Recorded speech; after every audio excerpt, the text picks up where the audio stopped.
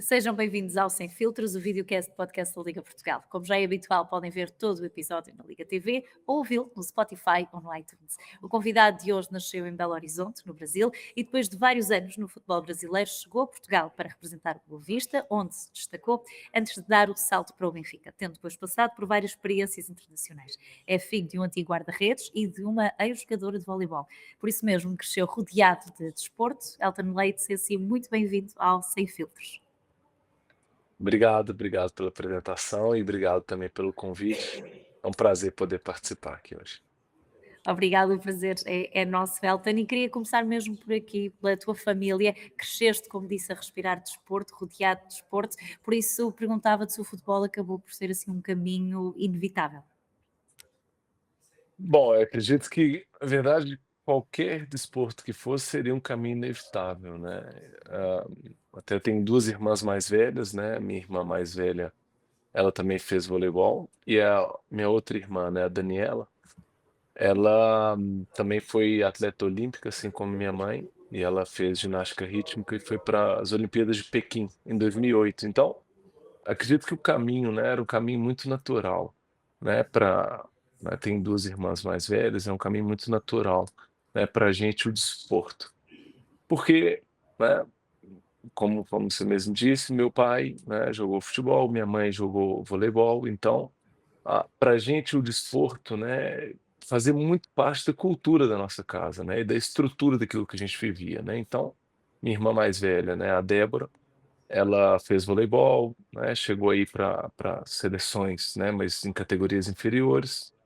E a minha outra irmã, a Daniela, foi para a Olimpíada, né, de 2008, em Pequim, mas pela ginástica rítmica. Então, por isso que eu digo que poderia ter sido tênis ou, né, ou basquete ou qualquer outro Até esporte que vôlei, fosse, até o vôlei poderia ser, porque um era caminho. uma cultura muito enraizada dentro da nossa casa e, bom, a gente respirava isso desde muito pequeno.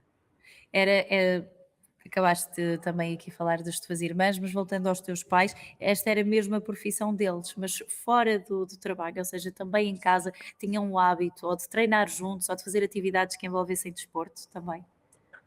Bom, a verdade é que quando eu nasci, né, meu pai jogou por mais 2 anos, depois se retirou. E minha mãe já havia se retirado por quando ficou grávida da minha irmã mais velha. Então, acabava que meu pai depois foi para o caminho político, né, e minha mãe acabou cuidando da gente. Só que a gente não tinha, na verdade, meu pai não tinha tempo, né, de participar, né, com isso, e minha mãe também não ia ficar lá, né, eu gostava mais de jogar futebol, não ficava também jogar. Agora, minha mãe tinha o tempo, né, e a disponibilidade para nos levar em todas as atividades, né, então eu fazia natação, ela levava, fazia voleibol, ela levava, fazia o futebol, ela também levava. Então, ela sempre esteve presente, né, eh, na minha carreira, né, desde o início, né, tanto da minha quanto das minhas irmãs. Então, não de participar diretamente, mas indiretamente sim, De ela influenciar, teve esse papel. Exatamente, ela teve esse ajudava papel.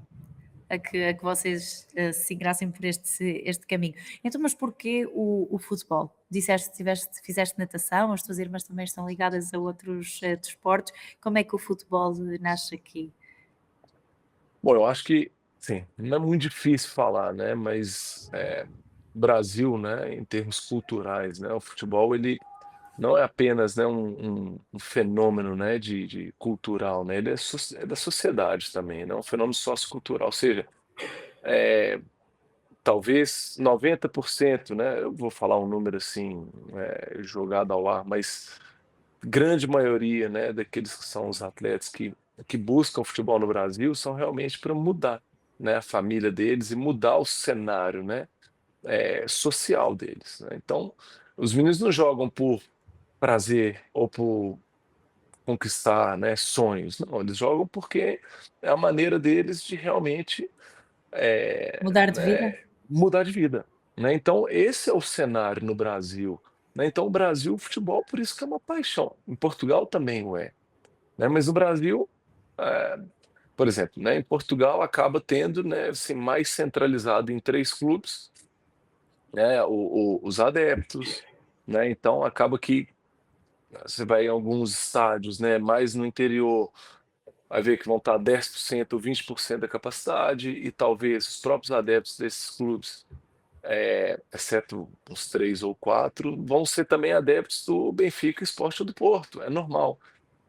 No Brasil não, no Brasil você vai jogar no norte do Brasil, você vai jogar em Belém do Pará, tem 50.000 pessoas no estádio, para o Remo, para o Paysandu, então é muito diferente, né, o contexto daquilo que significa o esporte. Então, o futebol no Brasil acaba que todo mundo quer fazer futebol, porque o futebol é basicamente tudo que nós temos no Brasil, né, é tudo que aquilo que dá esperança, né. Então, um mundial para o brasileiro não é, mais um mundial e que dê tudo certo. Não, para a gente realmente é de parar o país. Então, acredito que foi o caminho natural, né, quando eu estava na escola, a gente tinha um intervalo, era jogar futebol, quando eu tinha a tarde, ia brincar com os meus amigos, era futebol, jogar Qualquer futebol. bocadinho era Qualquer para jogar. bocadinho era jogar futebol, então acredito que foi um caminho muito natural para mim, e só se eu realmente não tivesse aptidão para isso que eu não seguiria esse caminho, sabe.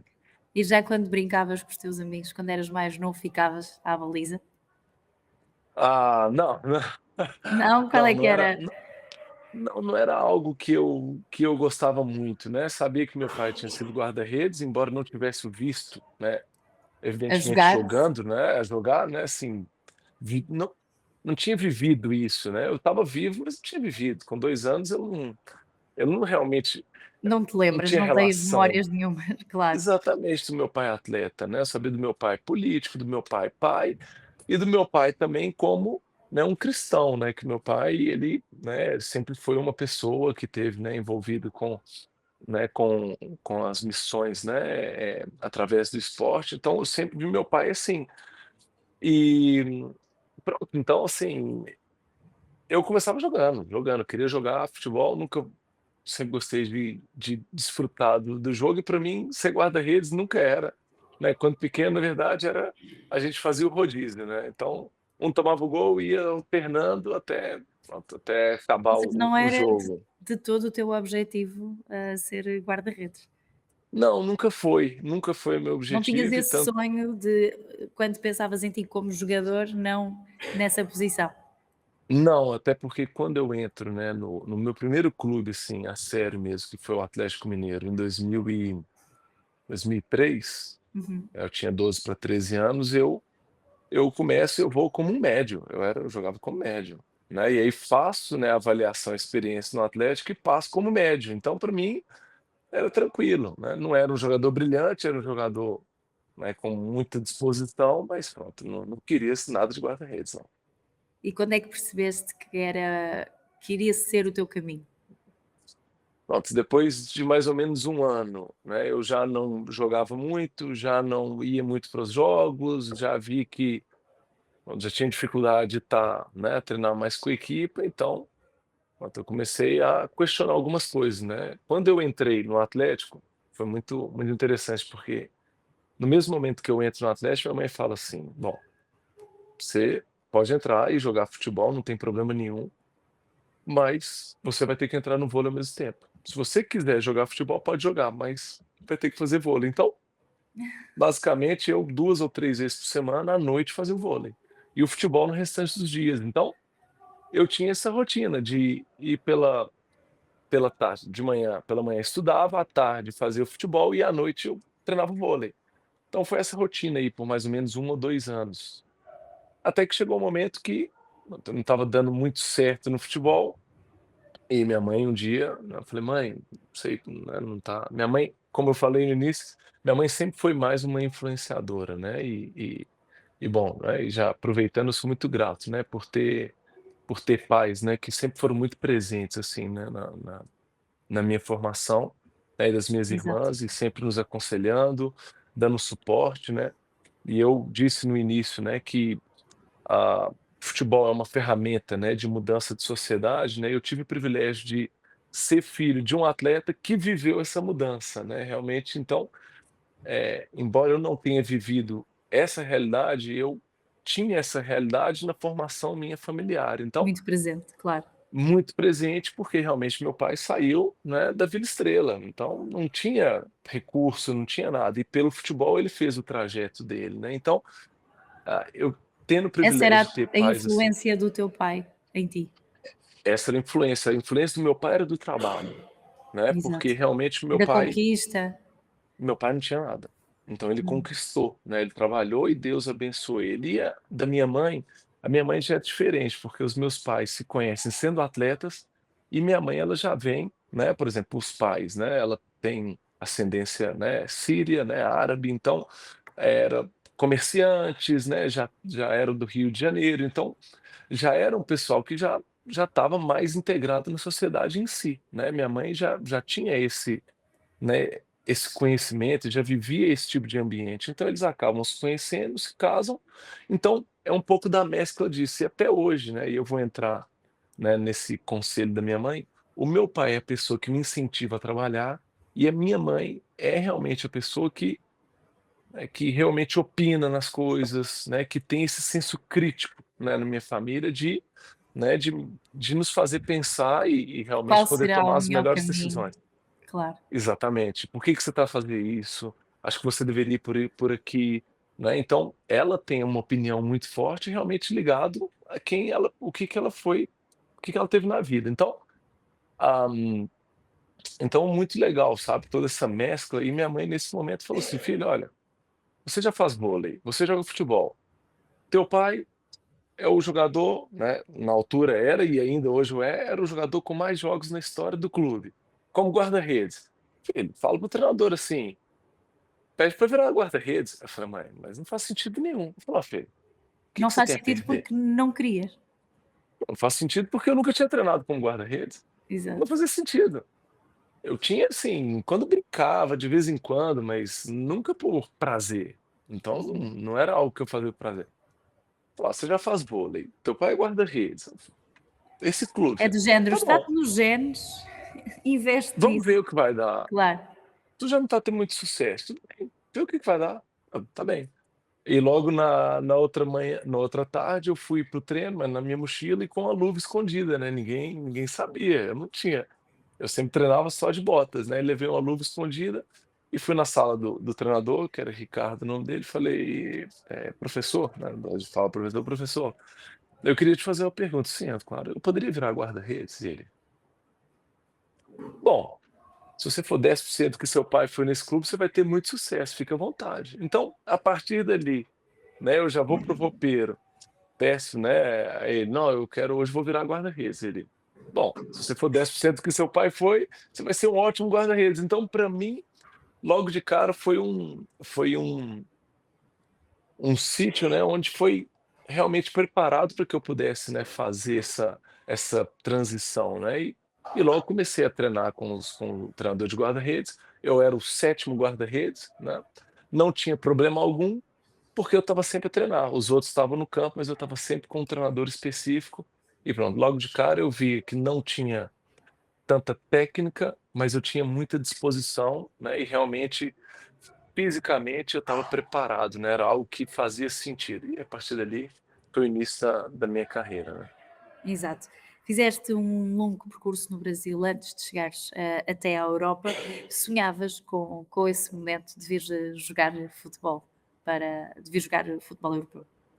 Mas sem dúvida, sem dúvida. Eu lembro desde que era muito jovem, né, e meu pai sempre me cobrava, né, sempre me cobrava, mas de de brincadeira, né, porque ele falava assim: "Filho, eu quero a minha casa", né, porque eu quando tinha uns 11, 10, 11 anos eu falava assim: "Pai, eu com 20 anos, né, vou jogar na Inglaterra e vou ter uma casa para você e pra mãe, para vocês estarem vivendo lá também". E aí eu, durante a minha vida inteira, com 20, 25, 30 anos, meu pai assim: "Estou esperando minha casa em Londres". Eu nunca esqueci, porque para Nunca mim esqueceu isso. nunca esqueci, porque eu vi o futebol brasileiro, mas a gente, né, eu acabei vendo uma geração que a gente já existiam muitas transmissões de jogos, da liga inglesa, da liga espanhola, da liga italiana, que era muito forte naquela altura, a gente todos os meus finais de semana eu passava assistindo, né, esses Claro. jogos, né, da Europa. E falava: "Não, para mim eu gosto da Europa, eu quero a Europa, eu quero para a Europa". E acaba que eu vou para a Europa apenas na minha cabeça apenas com 27 anos. Era um caminho que, se eu pudesse ter ido com 18, para mim era perfeito. Então, tive a oportunidade de ir, e para mim foi realmente a realização de um sonho poder, né, jogar pela Europa e acredito que Portugal foi realmente o melhor caminho para começar essa jornada. Exato. Lá está, como disseste, se calhar esta afirmação demorou algum tempo a chegar, mas dirias que isso te tornou mais resiliente. Chegaste a cumprir um dos teus sonhos aos 27 anos. Foi difícil? Houve aqui algum momento em que se calhar pensaste que não irias atingir este patamar? Bah, claro que sim, claro que sim. Acredito que é muito normal, né? Porque imagina, com 27 anos, nunca joguei na Europa, nunca Uhum. tive oportunidade para lá. Quando que eu vou? Será que eu vou? Né? Acredito que era um questionamento muito natural. E eu tive um percurso, né, bem interessante no Brasil até chegar no Botafogo, né? Conseguir jogar, né? Nunca fui realmente um jogador, né, titular sempre, né, tive algumas oportunidades e um ou outro ano joguei mais jogos, mas tive 4 anos, né, seguidos no Botafogo, 2 Libertadores, né, que a gente participou, então tinha já uma certa experiência, mas eu queria realmente poder fazer essa transição para a Europa e eu não tinha oportunidade de jogar, tanto que no fim de 2017 eu começo a receber algumas propostas, estou no Botafogo e já era o segundo, terceiro guarda-redes, já tinha mais um ano de contrato, mas já não tinha para onde crescer. E começo a receber algumas propostas para jogar. Olha, vem jogar o Campeonato Paulista, né, por esse clube, né? Aqui no Brasil, né, nós temos os estaduais, né, que são basicamente no início, né? Agora são 3 meses só no início do ano e é uma boa oportunidade para jogar porque tu vai para um clube, né, que se calhar é um clube que nem divisão tem, né, das 4 principais, mas joga contra o Palmeiras, contra o Corinthians, contra o São Paulo, né, contra o Santos, e existe uma visibilidade muito grande. E tive essa oportunidade de ir para o São Caetano, né, era uma outra realidade, era um clube que naquele momento não tinha nenhuma divisão, né, no Brasil, divisão nacional, e tive a oportunidade de jogar o Campeonato Paulista, né, cedido pelo Botafogo, e foi, realmente um divisor de águas ali na minha carreira, porque eu não queria muito ir pra lá, porque eu falei assim: "Eu não que por que que eu vou jogar o Campeonato Paulista, sendo que eu quero ir pra Europa? Eu quero ir pra Europa". Mas aí chegou minha mãe, como sempre, minha mãe falou assim: "Mas olha só, você tem alguma proposta da Europa?" Eu falei: "Não, mãe, não tenho". Ela: "E por que que você mas assim, e o que que você precisaria pra talvez ir pra Europa?" Eu falei: "Mãe, jogar". "O que que tu vai fazer lá?" Eu falei: "Mãe, jogar". "Ah, tá bom, então eu vou pra lá". E realmente ali eu tomo a decisão, vou pra lá, faço 11 jogos, E né, e recebes logo depois recebo a proposta do Boa Vista, né, para ir para Portugal. O Botafogo me libera, porque não contava comigo naquele momento, e eu, excelente, começo meu percurso em Portugal e realmente a eu digo oportunidade. São Caetano é o divisor de águas da minha carreira e que me faz realmente viver, né, São tudo que Caetano eu e a tua vivi. mãe. E a minha mãe é da minha vida, né, não é só na minha carreira. A tua mãe foi aqui a tua voz da razão. Durante o tempo que tiveste no Botafogo, também no São Caetano, qual é que foi o avançado assim mais mortífero que chegaste a enfrentar? Espera, Tens em assim toda a minha algo carreira ou não. só no No Brasil Brasil, no ou Brasil, no Brasil. Primeiro do Brasil. ah, no Brasil, Fred, sem sombra de dúvidas. Fred era inigualável, né, jogando pelo Fluminense, ele teve no Cruzeiro antes também, mas era naquela altura ele era o 9, né, da seleção brasileira, Era aquele que te né, sentia e mais. não, era Fazia ter impossível, mais receio. não, é impossível, eu encontrei com ele porque a gente coincidiu no Fortaleza, ele ainda é o treinador do sub-20 do Fortaleza, e a gente coincidiu lá, e eu com os outros guarda-redes, e às vezes ele passava por lá e eu mexia com os outros guarda-redes. Falei: "Ó, já jogaste contra ele?" Ele: "Já". Falou: "Já tomou gol, né?" "Claro". Então assim, eu falei: "E tu?" Ele falou: "Não, nunca tomei gol dele". Falei: "Porque nunca jogou". Então ele era realmente o tipo de ponta de lança que era o terror dos guarda-redes, porque ele fazia gol em todos os guarda-redes. Era um jogador, né, fantástico e um finalizador nato, né. Exato. Depois, já deste o salto realmente para a Europa, que atingiste esse objetivo, mas também já apareceu numa fase mais madura da tua carreira, que é quando Sim, vais para o Boa Vista. sim. Sentiste que realmente era o momento certo para sair do Brasil? Bom, eu não consigo dizer sobre certo, porque, né, como te disse antes, para mim o certo, se calhar, era uns 9 anos antes. Mas acredito que era o momento ideal, né. Se eu analiso hoje a frio, era o momento ideal, né, era o momento que eu já, né, já estava casado, né, com a minha esposa, né, Camila, já tinha estabilidade, né, familiar, né, de realmente Um poderia ir para apoio. qualquer poderia ir para qualquer local do mundo, né, a gente já estava bem fixado, já tinha alguns anos de casamento, a gente já poderia estar muito bem em qualquer sítio. Já tinha muitos anos como profissional e tinha vivido a experiência, né, de jogar realmente em divisões menores, em divisões maiores, jogar competições, né, sul-americanas também, então me deu uma certa bagagem para isso, só que realmente não, por muitos anos não tive a oportunidade de ter sequência.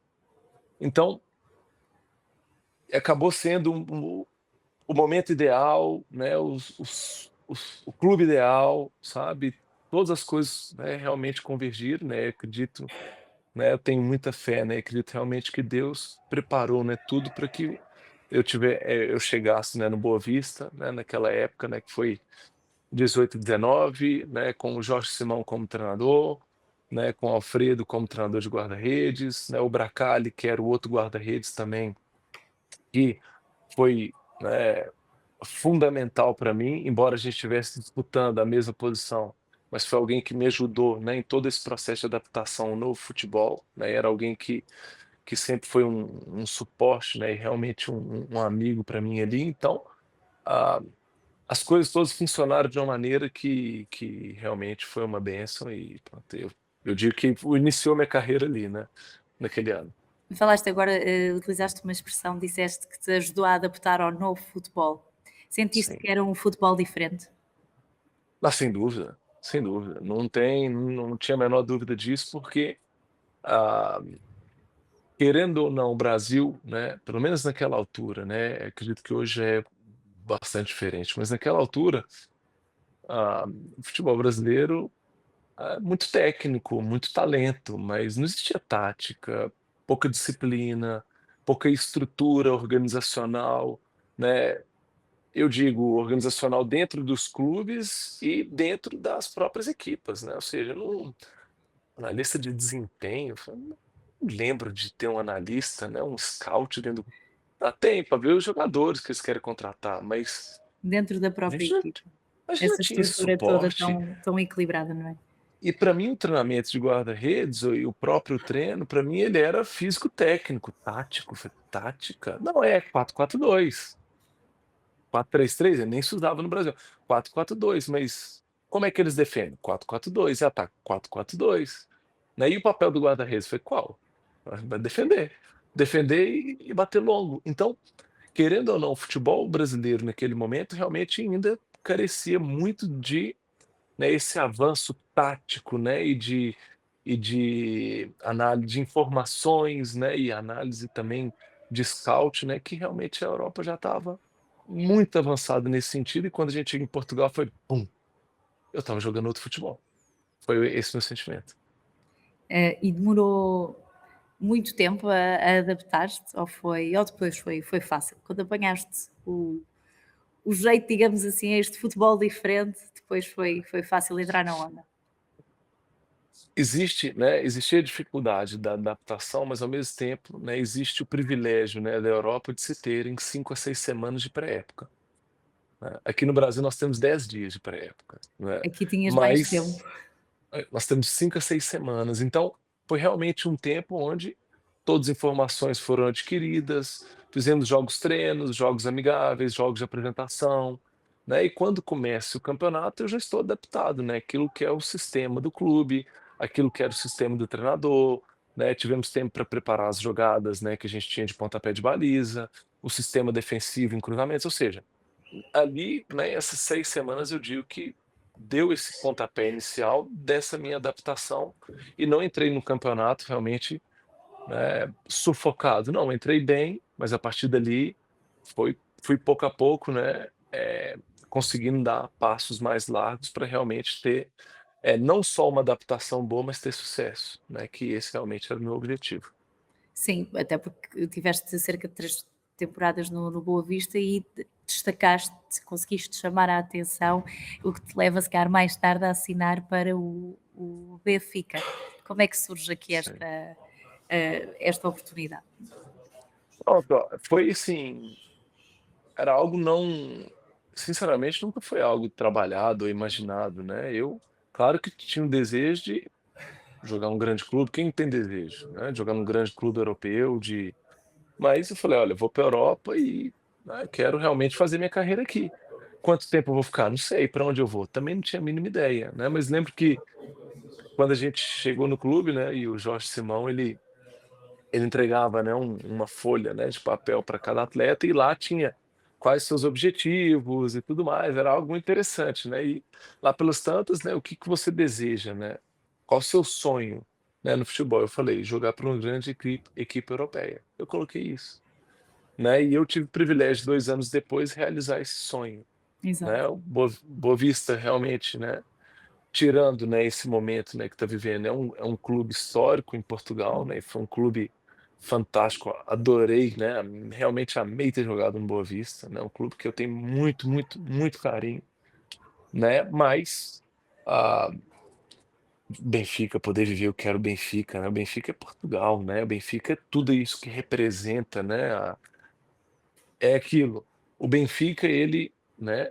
também o esporte, também o Porto, né, mas mais lo focados, né, em zonas específicas, mas o Benfica ele representa cultura, né, é uma mística mesmo, né, portuguesa. Então poder viver isso para mim foi algo espetacular, né, e não foi realmente do nada, né, foi algo construído. Joguei a primeira época no Boa Vista e tive, né, a infelicidade de ter uma lesão, né, grave, né, no Uhum. final da primeira época e acabaram frustrando, né, os planos de poder às vezes ter dado um salto.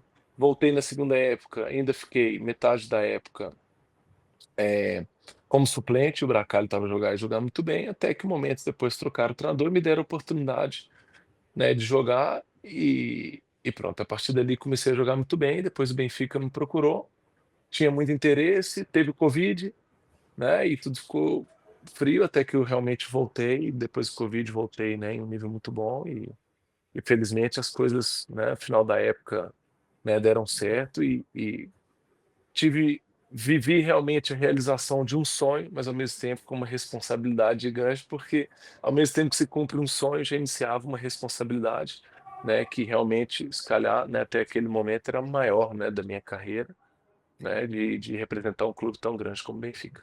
Tanto o Boa Vista, como disseste, o Benfica tem os dois aqui um peso histórico e são os dois muito importantes.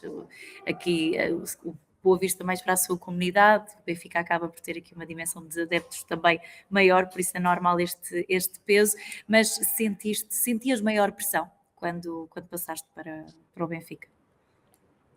Se não sentisse pressão, não ia estar jogando no Benfica, né, então assim, eu costumo, né, muitas pessoas me perguntam ainda hoje, né, como que é jogar no Benfica, né, e eu falo para eles: "Olha, é muito bom, mas tu não vai ter muita vida, né. Por quê? Ah, mas por quê? Tu não vai desfrutar.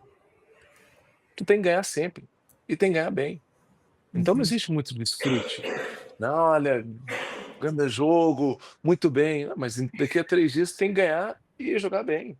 Não Até não tem esse disseste não tem recentemente isso esse mesmo numa entrevista que disseste, e passo a citar, tem de se ganhar sempre. tem que Sentias ganhar sempre. mesmo isto era quase passado aos jogadores esta mensagem? É, faz parte da cultura daquilo que é o Uhum. clube, né. E acredito também, entrando num contexto com um treinador, né, tão capacitado e tão exigente como era o Jorge Jesus, realmente em alguns momentos, é uma pressão, né, sufocante, mas algo que ou tu consegue lidar com ela e ter sucesso, como muitos jogadores, ou então tu não consegue lidar com ela, né, e muito cedo, né, como muitos jogadores também, em 6 meses ou uma época já saíam, porque era muito difícil realmente conviver com isso. Então, não tinha pressão. Na verdade, Benfica é pressão, né, é pressão de ter que ganhar sempre, de ter que dar resultado sempre, não só nos jogos, nos treinamentos também, porque como tu, existem outros 2 jogadores tão qualificados como tu, ou se calhar mais, então tem que sempre estar, né, a 100%, porque senão não vai conseguir ter nenhum tipo de sucesso ali. Como é que se gera aqui, mentalmente esta pressão?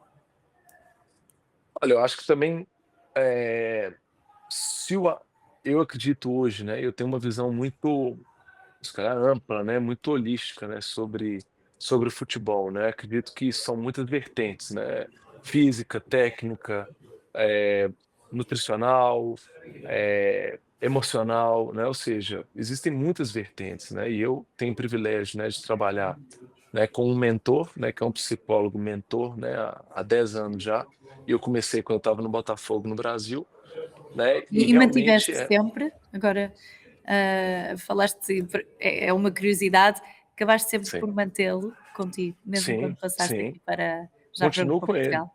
Ainda hoje em dia? Continuo com ele. Ainda continuo com ele, a gente continua trabalhando, porque, eu quero continuar tendo sucesso, quero continuar Claro. fazendo bem as coisas e não apenas ter sucesso, mas eu quero ter qualidade de vida, né, e realmente poder, né, entender, né, aquilo que é o Elton, né, como é claro que existe um Elton global, né, que sou eu, mas eu preciso realmente me dividir, né, em diferentes personagens, porque senão ninguém tem a capacidade, né. Eu não posso chegar em casa, né, com meu filho, com minha esposa e tá a pensar como que eu devo, né, fazer um ataque à bola ou taticamente como eu deveria estar posicionado. Eu não consigo. E quando eu chegar no campo, eu também não posso estar, né, eu preciso realmente vestir, né, aquele personagem, né, e não ficar levando pressão, né, de um lado para outro, né, ou também tentando viver 2 ou se calhar 3 ou 4 situações diferentes na minha vida. Então, né, isso foi muito importante, né, porque, tô no Benfica, não, vamos trabalhar, né, que o Uhum. objetivo é dar o máximo, fazer tudo bem feito, o que que eu tenho que fazer? Tô em casa, não, tô em casa, aquele personagem saiu, se calhar vou ter, né, 1 hora que eu vou fazer um trabalho adicional e aí eu vou ser, né, realmente vou trabalhar mais tranquilo, vou ter minha análise daquilo que é o meu trabalho também,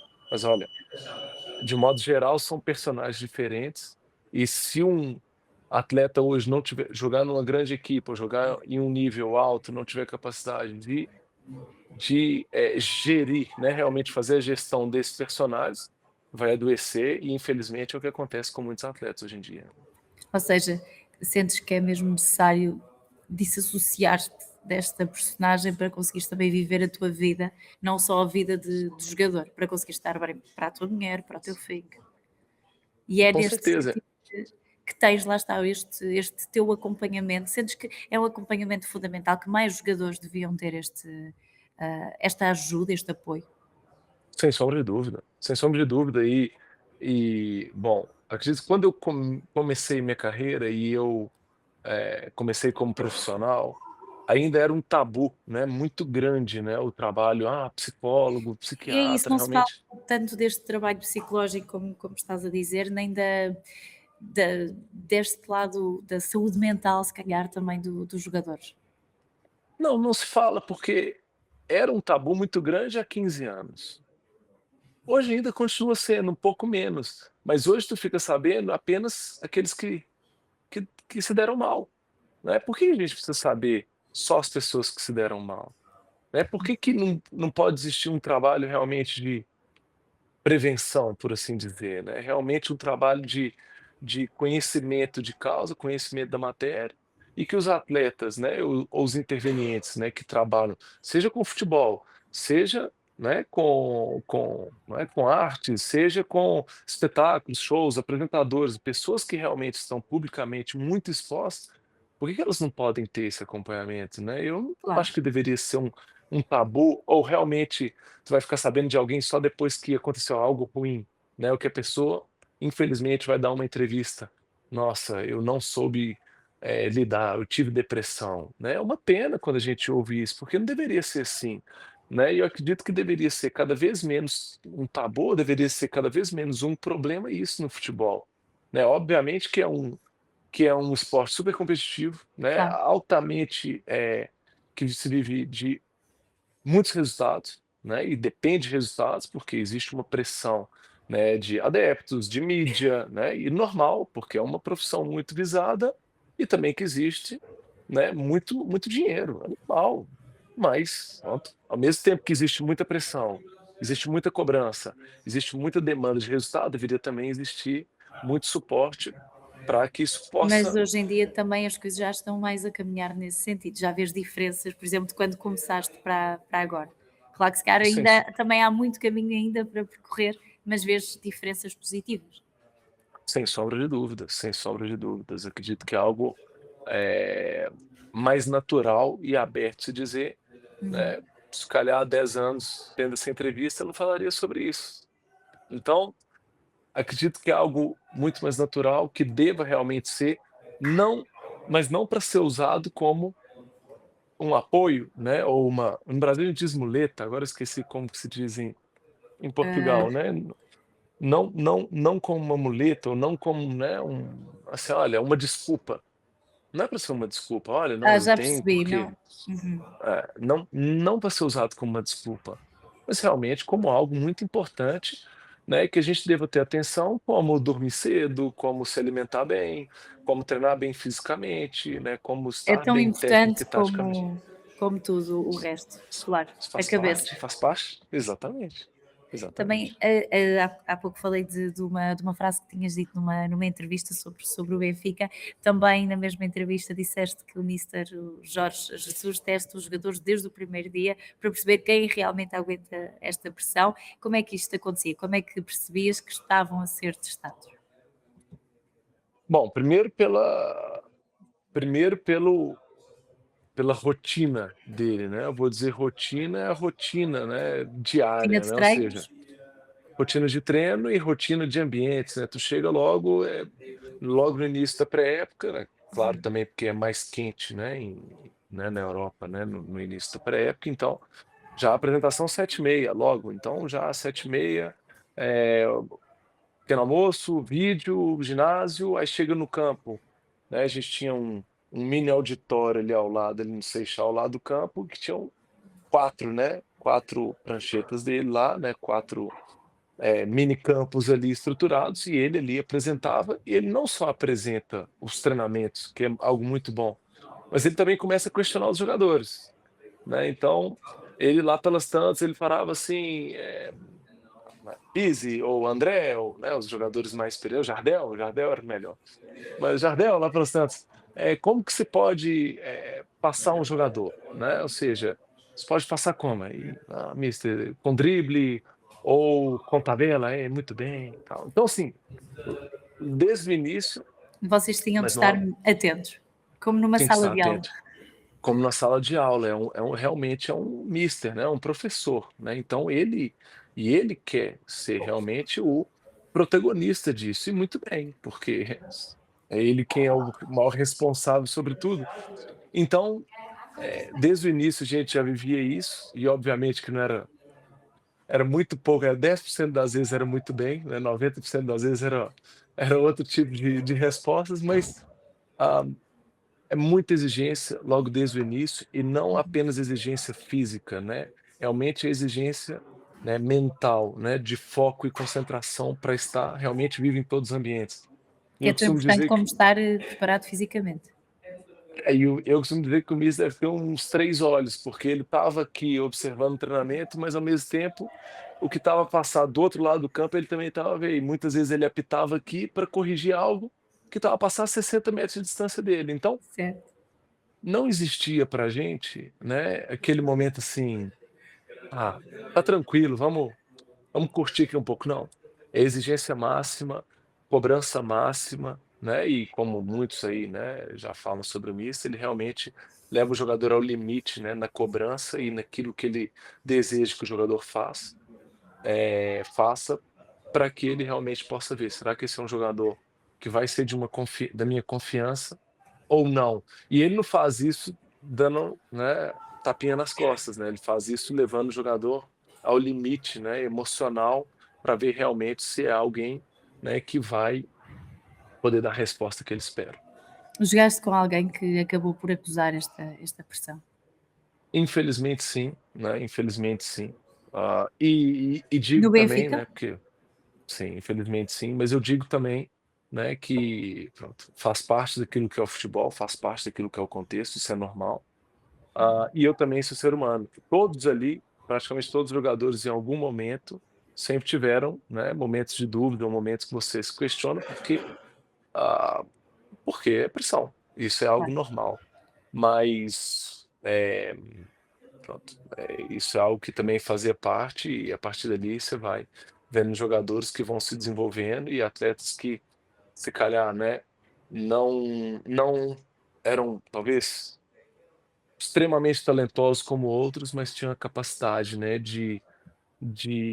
né, resiliência e também a capacidade de, conseguir, né, dar rendimento e performar, né, a um altíssimo nível, mas se calhar tendo 50% ou 30% da qualidade de outro jogador ali, porque isso também, né, faz parte daquilo que é o futebol.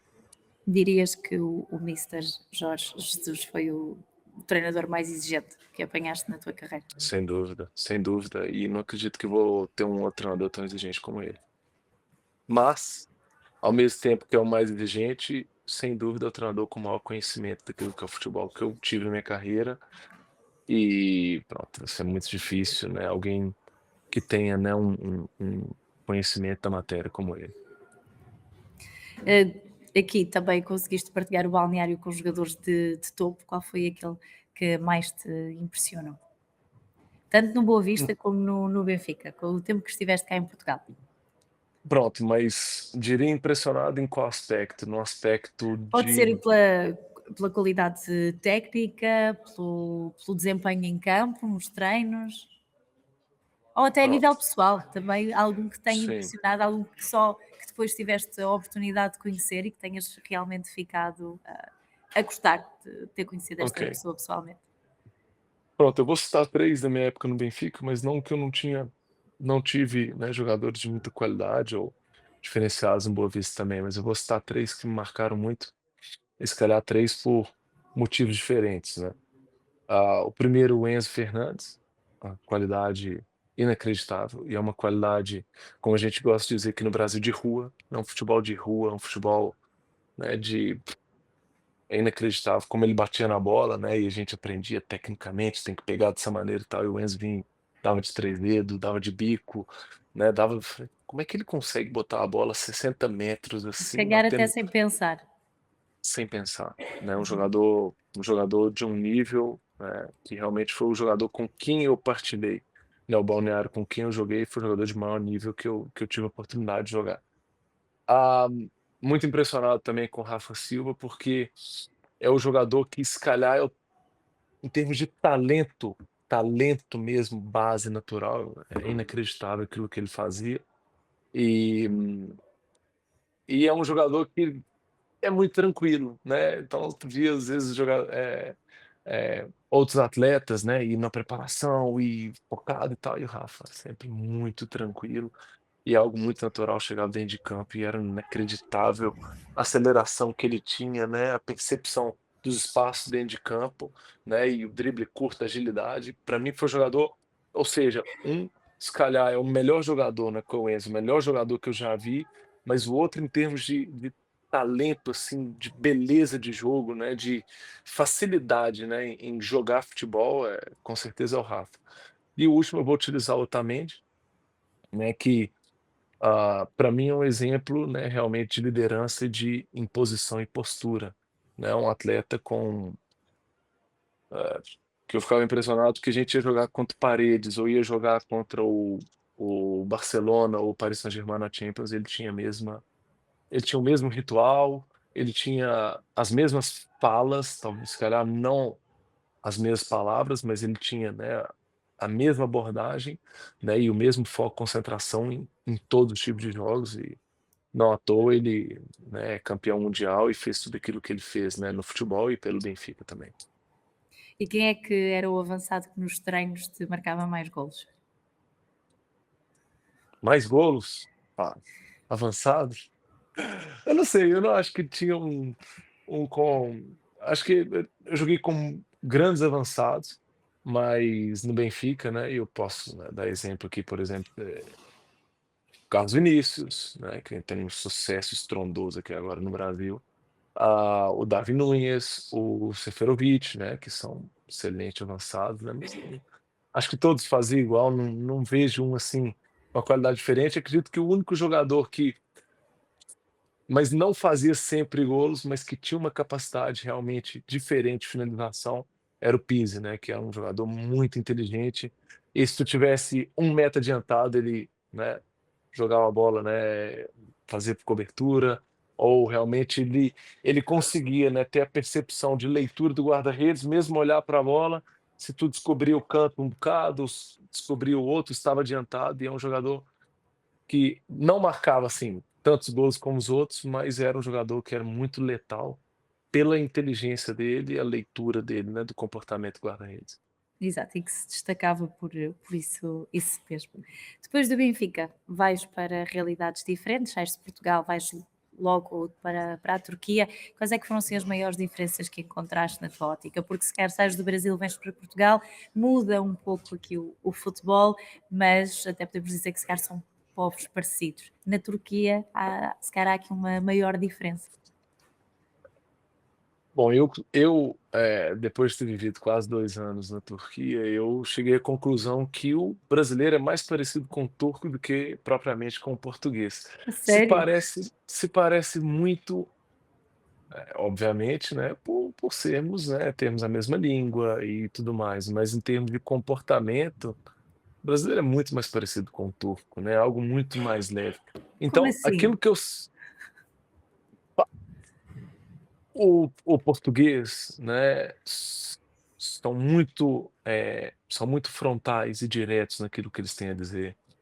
São pessoas extremamente, não vou dizer inteligentes, mas pessoas com muito conhecimento, né, muito cultas no sentido, né, de são muito estruturadas para falar as coisas, são muito estruturadas para passar ideias, né, são realmente pessoas com essa característica, né, e existe uma disciplina muito grande naquilo que é o dia a dia daquilo que é o futebol, horários muito restritos, multas, né, muito bem estabelecidas, né, existir uma organização, né, geral, né, de tudo aquilo que é o futebol, de tudo aquilo que é uma empresa muito bem estabelecida, e hierarquias muito bem estabelecidas.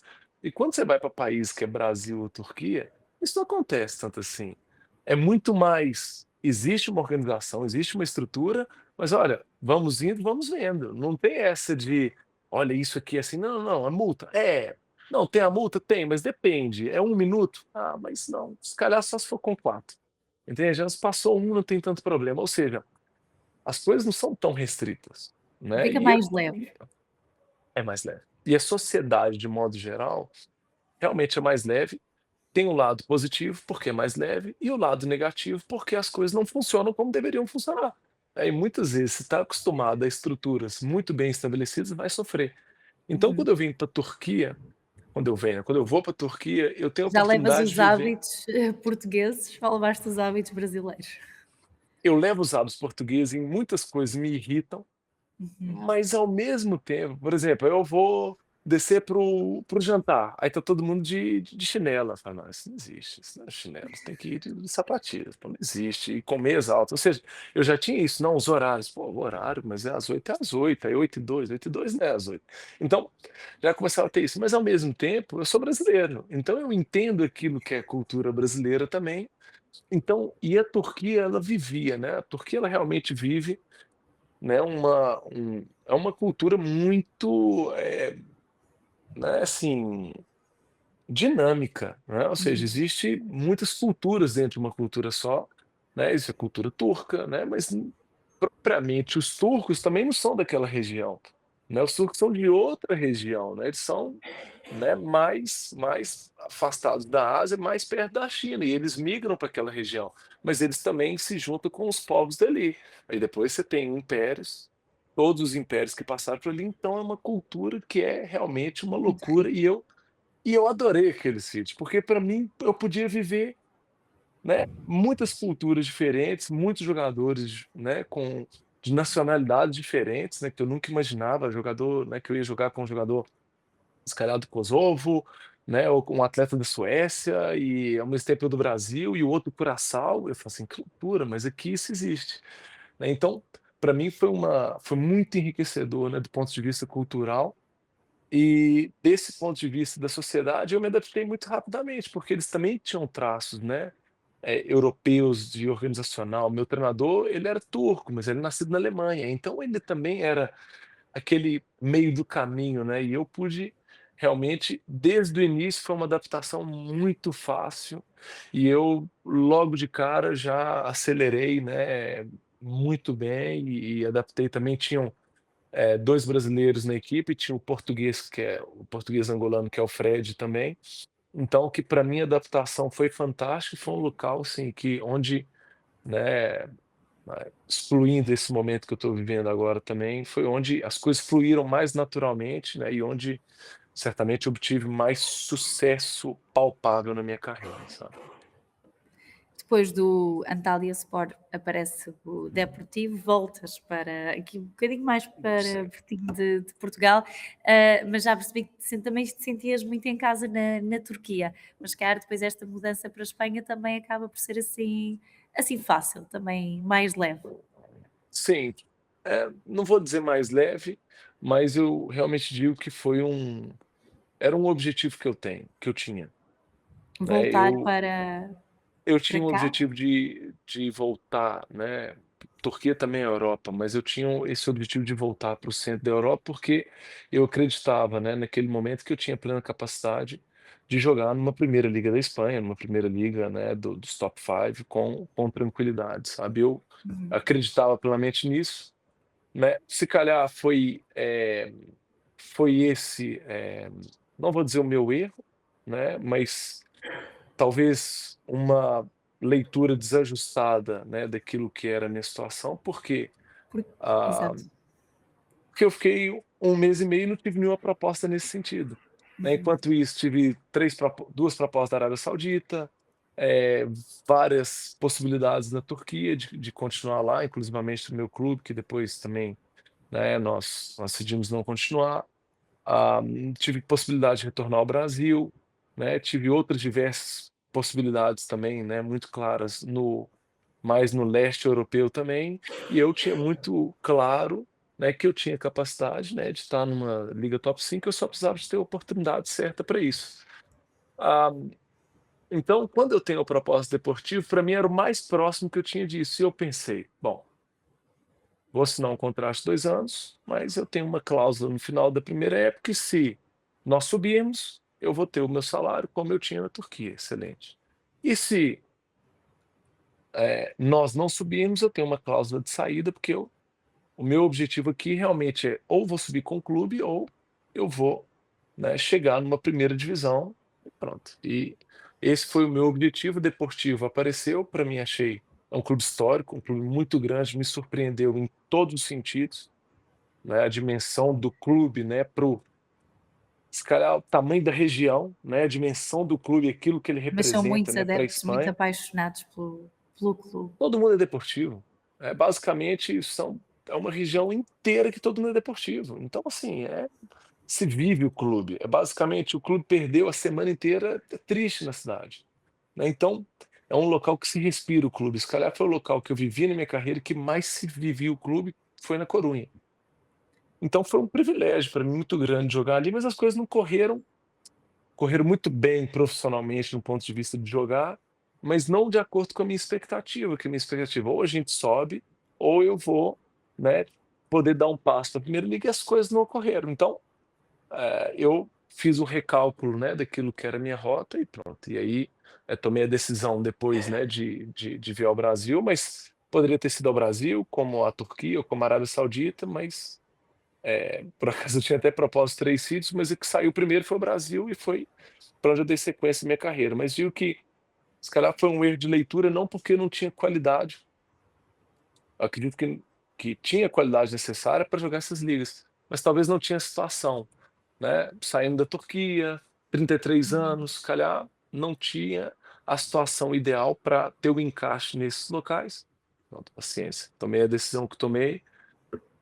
Foi um foi um tempo bom na Espanha, mas pronto, não me levou, né, e não saciou realmente aquele desejo meu e eu vi: "Olha, tenho 34 anos, preciso cuidar da minha vida, da minha família, porque, bom, Deus abençoe que eu jogue mais 10 anos, mas eu não sei como é que é o futebol. Então, Claro. vou tomar aqui a decisão, né, do ponto de vista de jogar o maior nível que eu posso, né, ter as melhores condições que eu posso, tendo, né, a melhor capacidade financeira que eu posso, e aí vamos ver onde vai ser e pronto, e aí eu tomo a decisão de regressar ao Brasil.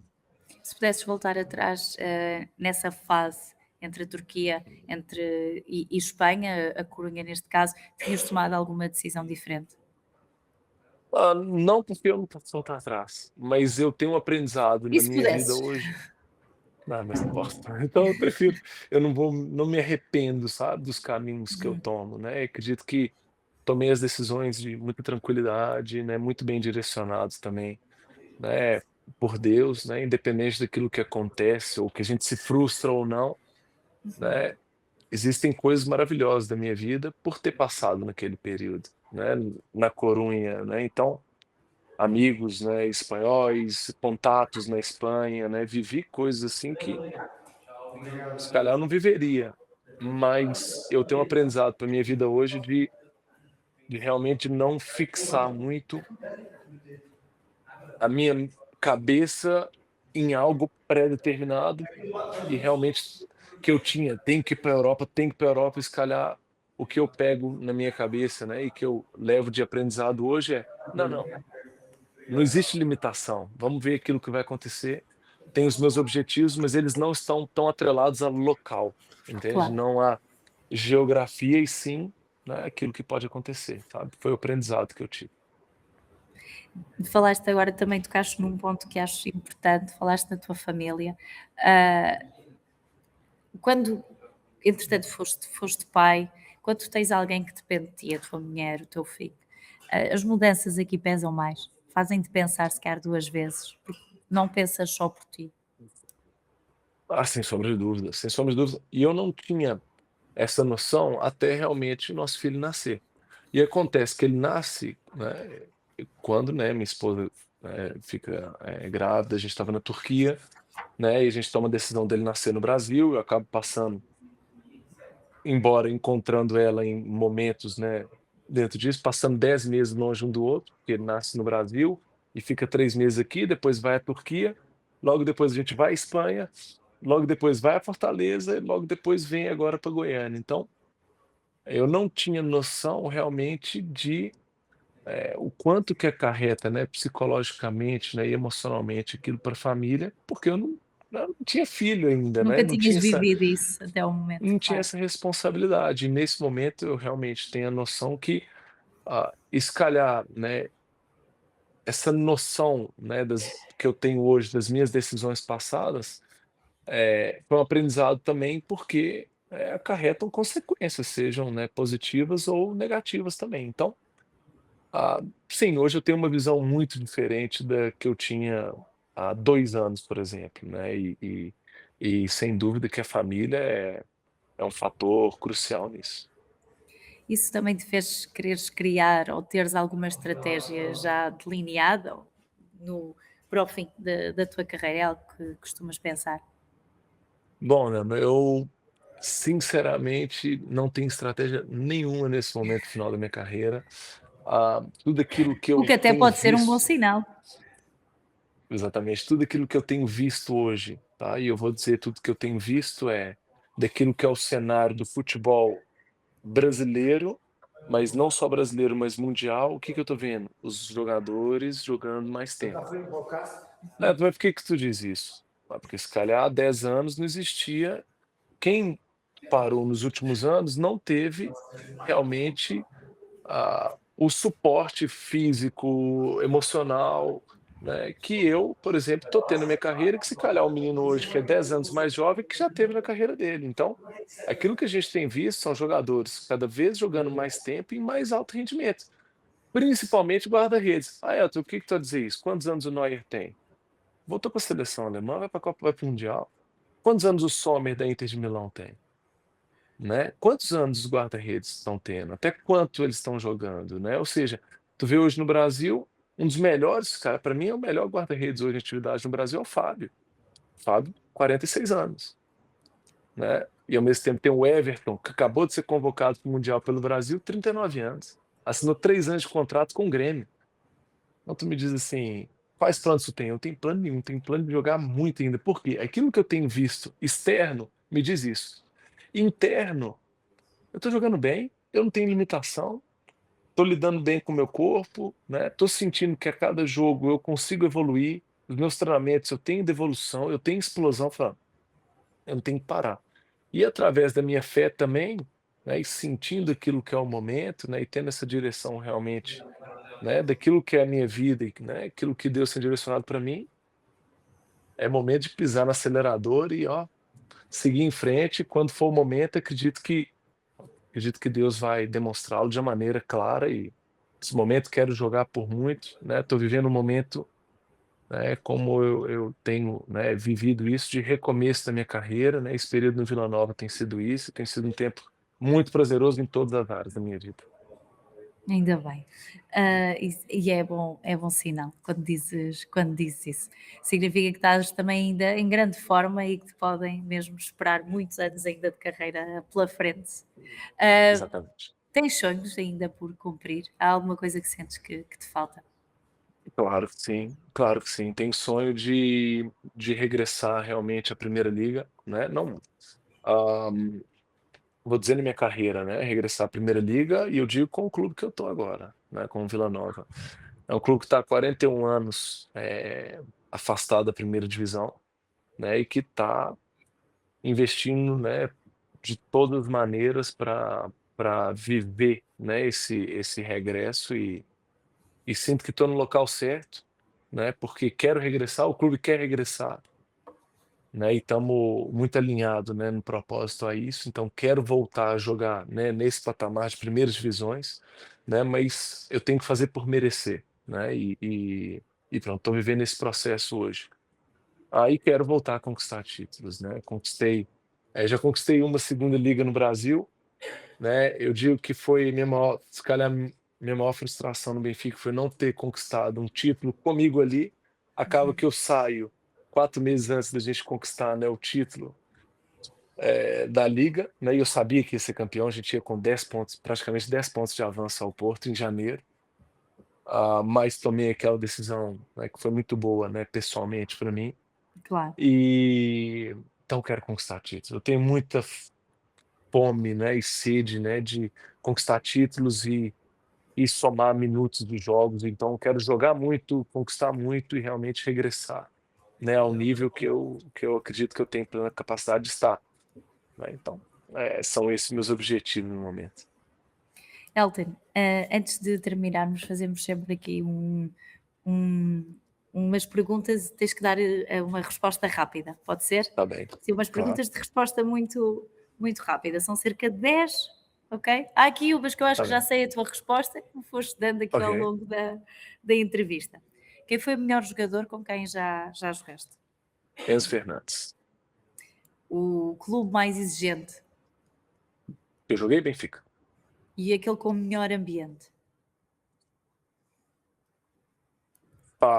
Melhor ambiente, se calhar aqui, Vila Nova.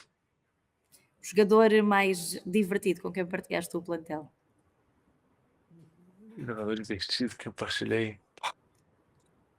Eu tô pensando. Carlos Vinícius, sem sombra de dúvida, o jogador mais divertido que eu joguei. Mais engraçado, não é? Nossa, figura. A tua melhor defesa da carreira, aquela que está bem marcada. Melhor defesa da minha carreira, Deportivo Eibar, época passada, no estádio Riazor. O jogo mais marcante, também foi esse? Ou há aqui outro que queres destacar? Não, o jogo mais marcante para mim, sem sombra de dúvida, Boa Vista 2, Vitória de Guimarães 0. Época 19/20, que eu regresso de 8 meses parado depois do cruzado e faço se calhar o melhor jogo da minha carreira. Brasil, Espanha, Portugal ou Turquia? Nossa, muito difícil a pergunta, mas eu Se digo tiveres Portugal. Portugal. Se tivesse que Portugal, escolher outro Portugal, país para morares, voltavas para. Portugal, sim. Muito bem. O guarda-redes que mais admiras? A jogar atualmente? Ou que já tenha jogado? Possa já ter Que já terminado. tenha jogado Van der Sar, atualmente Neuer. E o sonho que ainda tens no futebol, voltar com o Vila Nova, ir com o Vila Ah, Nova para a primeira divisão, não é? e com o Vila na primeira divisão e voltar a conquistar títulos. Esse. E o estádio favorito, o estádio que mais gostaste de jogar? Bessa. Aqui quando estavas no Boa Vista. É, sem dúvida. Muito bem. Elton, olha, obrigada por teres aceito aqui o nosso convite para gravares o Sem Filtros connosco. Foi um gosto receber-te. Obrigado a ti pela oportunidade. E espero também que tenhas gostado. Com certeza, gostei muito. Obrigado mais uma vez pela oportunidade. Até mais. Obrigada. E obrigada também por terem assistido a este episódio. Recordo que está disponível no site e também na app da Liga TV e podem ouvi-lo no Spotify ou no iTunes. Obrigada a todos e até ao próximo Sem Filtros.